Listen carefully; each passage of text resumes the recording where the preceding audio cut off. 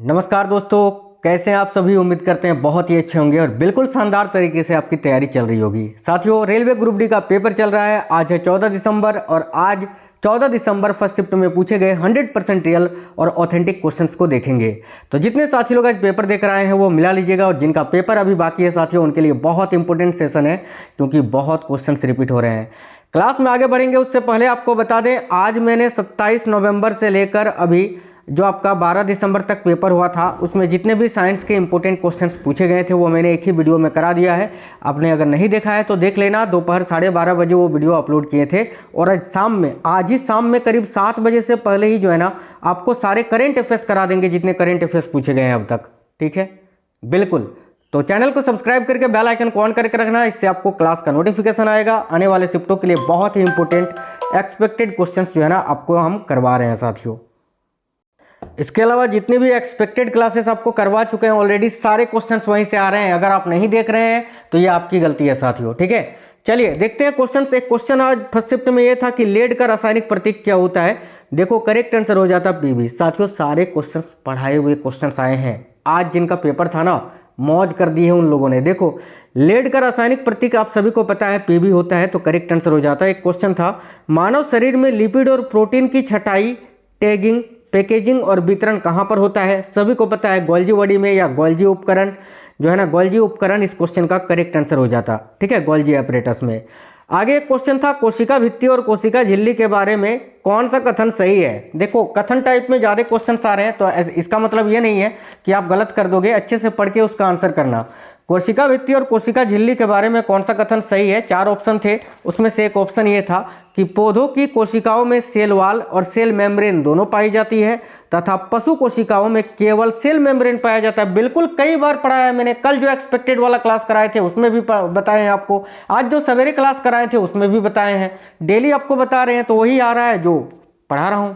चलिए, एक क्वेश्चन था, ओम का नियम कब मान्य होता है। तो देखो, ये भी मैंने जो है ना आपको साथियों कल या परसों ही बताया था कि ओम का नियम, नहीं आज ही तो सवेरे बताया था ना, सवेरे एक्सपेक्टेड वाली क्लास में। ओम का नियम कब मान्य होता है, जब चालक का तापमान स्थिर रहता है। ठीक है, आगे देखिए, अगला क्वेश्चन था साथियों, एक व्यक्ति जो है ना बिंदु ए से बिंदु बी तक 2 मिनट में 1000 मीटर जाता है, और फिर वापस आकर बिंदु सी तक जो है ना 400 मीटर की दूरी 2 मिनट में तय करता है। तो इसका औसत वेग क्या होगा। देखो, औसत वेग का सूत्र होता है कुल दूरी बटा कुल समय। इसको आप सॉल्व करना आराम से। देखो, 1000 मीटर ये जा रहा है, फिर वापस 400 आ जा रहा है, तो इसको ध्यान से देख लेना। माइनस होगा यहाँ पर, कुल दूरी बटा कुल समय इसको निकालोगे तो 4 मीटर प्रति सेकंड इसका आंसर आपका निकल के आ जाएगा। एक क्वेश्चन था, दर्पण के लिए आवर्धन का सूत्र क्या होता है। तो दर्पण के लिए आवर्धन का जो सूत्र होता है ना, वो होता है m = -v/u, याद रखना। और लेंस के लिए पूछेगा तो केवल v/u होता है, उसमें माइनस नहीं होता है। ये दोनों याद रखना है। आगे क्वेश्चन था, प्लाज्मोडियम निम्नलिखित में से किस विधि द्वारा प्रजनन करता है। इसका करेक्ट आंसर बहुखंडन साथियों, मल्टीपल फिजन के द्वारा जो है प्रजनन करता है प्लाज्मोडियम, याद रखिएगा। क्वेश्चन था, ग्रेगर जॉन मेंडल ने शुद्ध नस्ल के पौधों का प्रयोग क्यों किया था। तो ग्रेगर जॉन मेंडल ने जो है ना शुद्ध नस्ल के पौधों का ही प्रयोग क्यों किया था, क्योंकि निश्चित एवं शुद्ध लक्षणों को पीढ़ी दर पीढ़ी समझने के लिए। ठीक है, और वैसे किस पौधे का अगर पूछेगा कि प्रयोग किया था, तो याद रखना मटर के पौधे का। एक क्वेश्चन था, ABC के पीएच मान क्रमशः 3, 7 और 14 है। तो निम्नलिखित में से कौन सा कथन सही है। आप आसानी से इसका आंसर कर सकते थे, इसका ऑप्शन तो नहीं मिल पाया है। देखो, जैसे कि 3 जो है इसका पीएच मान 7 से कम है तो ये अम्ल होगा। बी का पीएच मान 7 है तो ये उदासीन विलयन है। सी का देखो सी का पीएच मान 14 है तो ये जो है क्षारीय विलयन है। इस प्रकार से कोई ऑप्शन आपको दिया होगा। देखो, आज सवेरे भी कराए थे ना ये क्वेश्चन, कल भी मैंने कराया था, आज भी कराया था। देखो, आज फिर से आया है इस शिफ्ट में। चिप्स को ऑक्सीकरण और नमी से बचाने के लिए उसके पैकेट में कौन सी गैस भरी जाती है। यार, नाइट्रोजन भरी जाती है। कितनी बार बताए हैं। एक क्वेश्चन था, देखो, यदि किया गया कार्य 100 जूल और आवेश 5 कूलम है तो विभवांतर क्या होगा। इस केस में विभवांतर निकलने के जो फॉर्मूला होता है वो V होता है W/Q, यानी कार्य बटा आवेश। तो देखो, कार्य कितना दिया हुआ है साथियों, 100 जूल। ठीक है, कार्य आपका कितना है, 100 जूल है, और कूलम आवेश का मान कितना है 5। इसको सॉल्व करोगे तो आपका 20 वोल्ट निकल के आंसर आ जाएगा। 20 वोल्ट इस क्वेश्चन के लिए करेक्ट था। क्वेश्चन था निम्नलिखित में से कौन सा केंद्रीय तंत्रिका तंत्र का भाग है। तो साथियों देखो सेंट्रल नर्वस सिस्टम के भाग दो होते हैं, एक मस्तिष्क एक मेरुरज्जु। कितनी बार मैंने कराया है, तो मेरुरज्जु आपके ऑप्शन में दिया हुआ था, यही आपका करेक्ट आंसर होता। आगे एक क्वेश्चन था किसी पदार्थ के कणों की गति के कारण दूसरे पदार्थ में अपने आप मिल जाना क्या कहलाता है, विसरण कहलाता है ना, डिफ्यूजन। विसरण इस क्वेश्चन के लिए करेक्ट आंसर हो जाता। आगे देखिए क्वेश्चन था अमीबा में जनक के दौरान, ठीक है, कोशिकाएं किस प्रकार विभाजित होती हैं। तो आपको पता है अमीबा जो है ना दो दो करके विभाजित होती है, एक अमीबा टूटकर दो अलग अलग अमीबा बनाती है, तो वही दो दो करके विभाजित होती है ये। एक क्वेश्चन था अल्ट्रासाउंड का प्रयोग उद्योगों में किस उद्देश्य से किया जाता है। उद्योगों में, इंडस्ट्रीज में पूछा था, तो याद रखना अल्ट्रासाउंड का उपयोग जो है ना या प्रयोग है ये उद्योगों में धातुओं के मध्य दरार का पता लगाने के लिए किया जाता है साथियों, ठीक है। आगे क्वेश्चन था कैल्शियम कार्बोनेट को जब गर्म करते हैं, कैल्शियम कार्बोनेट को जब गर्म करते हैं तो देखो इससे एक तो आपका कैल्शियम ऑक्साइड प्राप्त होता है और एक कार्बन डाइऑक्साइड प्राप्त होता है। तो ये किस प्रकार की अभिक्रिया है, तो ये विघटन या अपघटन जो आप बोल सकते हो, अपघटन अभिक्रिया का उदाहरण है साथियों। आगे देखिए नेक्स्ट क्वेश्चन जो है आपका, एक क्वेश्चन था निम्नलिखित में से कौन सा तत्व अभिक्रियाशीलता श्रेणी में एल्युमिनियम और तांबा के बीच में स्थित होता है। 4 ऑप्शन दिए हुए थे, एक आपका जिंक करेक्ट आंसर हो जाता। आगे देखिए क्वेश्चन है निम्नलिखित में से कौन सा स्थितिज ऊर्जा के बारे में सही है। तो भाई स्थितिज ऊर्जा के बारे में 4 ऑप्शन दिए हुए थे। एक ऑप्शन था कि इसका मान पृथ्वी की सतह पर शून्य माना जा सकता है। बिल्कुल, पृथ्वी की सतह पर जो पोटेंशियल एनर्जी होता है उसका मान शून्य होता है, यही आपका करेक्ट आंसर हो जाता। एक क्वेश्चन था जब कोई वस्तु समान वेग से गति करता है तो निम्नलिखित में से कौन सा कथन गलत है। ये क्लासेस आपको बिल्कुल फास्ट करवा देते हैं ताकि बचे हुए समय में आप एक्सपेक्टेड क्लासेस लगा सको, जो मैं करवा रहा हूं आपको, ठीक है। तो देखिए जब कोई वस्तु समान वेग से गति करती है तो कौन सा कथन गलत है, ये आपको ऑप्शन के अनुसार बनाना था, इसका ऑप्शन नहीं मिल पाया था साथियों। कल देखो ये क्वेश्चन जो है ना 12 तारीख को भी पूछा था, उससे पहले भी 2 बार पूछा था और आज फिर से पूछा है।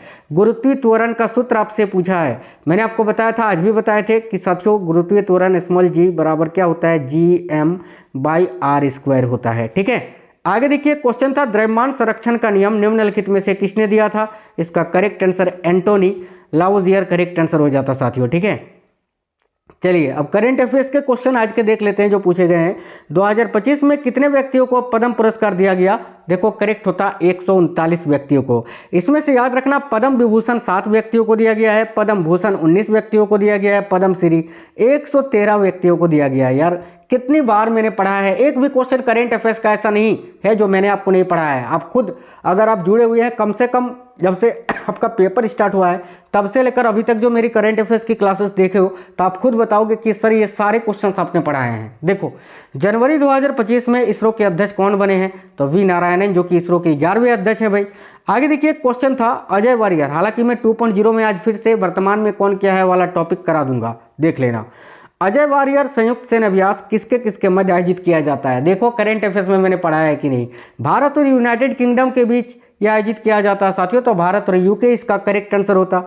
देखो कल भी कराए थे आपको, फिर आज पूछा है मेजर ध्यानचंद खेल रत्न पुरस्कार इनमें से किसको दिया गया। 4 ऑप्शन में एक आपका मनु भाकर दिया हुआ था, वो आपका करेक्ट आंसर होता। याद रखना 4 खिलाड़ियों को मेजर ध्यानचंद खेल रत्न पुरस्कार दिया गया है, मनु भाकर, प्रवीण कुमार, डी गुकेश और एक हरमनप्रीत सिंह। अब तक तो आपको याद हो जाना चाहिए, इतनी बार मैंने कराए हैं। आगे देखो ये क्वेश्चन जो है ना साथियों कम से कम 8 बार अभी तक रिपीट हो चुका है। भ्रष्टाचार धारणा सूचकांक 2024 में भारत की रैंक क्या है, याद रखना 96। पूरा टॉपिक मैंने 2.0 में करा दिया है। ये एग्जैक्ट क्वेश्चन मैंने कम से कम आपको 10 से 12 बार करा दिया अभी पिछले 10-12 दिनों में, क्योंकि रोज पूछ रहा है। तो याद रखना 96 और अगर स्कोर पूछे तो याद रखना 38।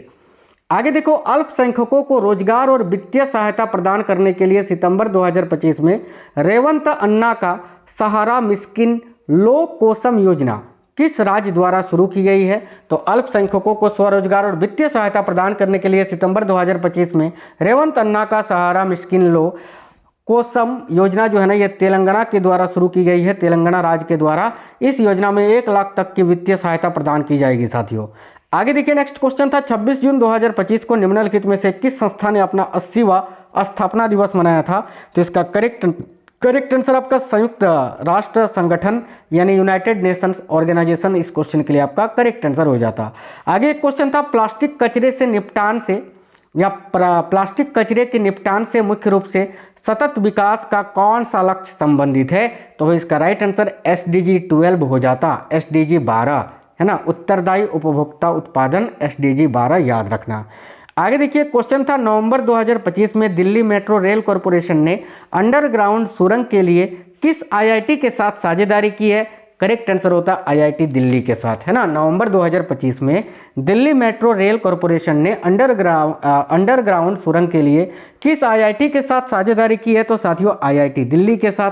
आगे देखिए, क्वेश्चन था सुप्रीम कोर्ट ने हाल ही में यानी मई 2025 में न्यायिक सेवा में प्रवेश के लिए वकालत के कितने साल के अनुभव को फिर से अनिवार्य कर दिया है? तो याद रखना कम से कम 3 साल का एक्सपीरियंस यानी अनुभव होना चाहिए। एक क्वेश्चन था 2025 में रूस और ईरान के बीच राजनीतिक, ऊर्जा और आर्थिक संबंधों को लेकर किस अवधि की रणनीतिक साझेदारी के नए समझौते पर हस्ताक्षर किया गया है?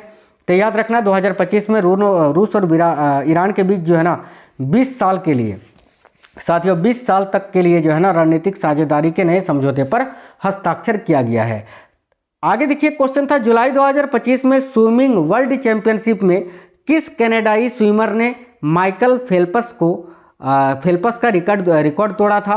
तो ये नाम याद रखना, समर मैकिंटोश ने, है ना। समर मैकिंटोश इस क्वेश्चन के लिए आपका बिल्कुल करेक्ट आंसर हो जाता, समर मैकिंटोश। ये क्वेश्चन फिर से रिपीट होगा, याद रखना। तो साथियों ये थे आज के क्वेश्चंस जो कि मैंने आपको करा दिए। रात में करंट अफेयर्स का बहुत इंपॉर्टेंट एक्सपेक्टेड सेशन आने वाला है। अभी तक सारे क्वेश्चंस का 27 नवंबर से लेकर अभी तक के, तो वो क्लास सब कुछ छोड़ के सबसे पहले देख लेना जिनका पेपर अभी बाकी है। आप लोग कमेंट बॉक्स में बता देना आपका पेपर कब है और किस शिफ्ट में है। साथियों मिलेंगे आपसे नेक्स्ट वीडियो में। जय हिंद, वंदे मातरम।